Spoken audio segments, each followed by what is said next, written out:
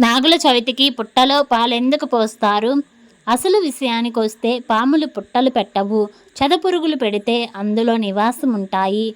పామంటే అందరికీ భయం. కనిపిస్తే కాటు వేయకుండానే మరణించేంత భయం.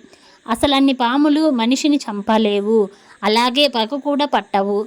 అలాంటి పాములు ఆకస్మికంగా కానవస్తే భయంతోనే గుండె ఆగి చనిపోతారని, పాములంటే భక్తి ఉంటే భక్తితోనైనా పాముని చూడగానే దూరంగా జరిగి తద్వారా తమ ప్రాణాలు, పాము ప్రాణాలు నిలబెడతారని ఈ నియమాన్ని పెట్టారు.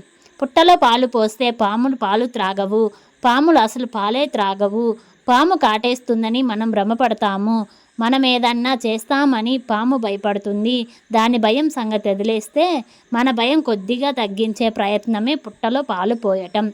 పుట్టలో పాములు సుఖంగా పౌర్ణమికి కలుస్తాయి. ఆ సమయంలో వాటి రజస్సు పుట్టలో పడి ఇంకిపోయే అవకాశం ఉంది. మనం పోసే పాలు ఆ మట్టి మీద పడి సూర్యుని కిరణాలు తగిలి రజస్సు గాలిలో కలుస్తుంది. ఆ రజస్సు గాలి అత్యంత శుభం కూడా.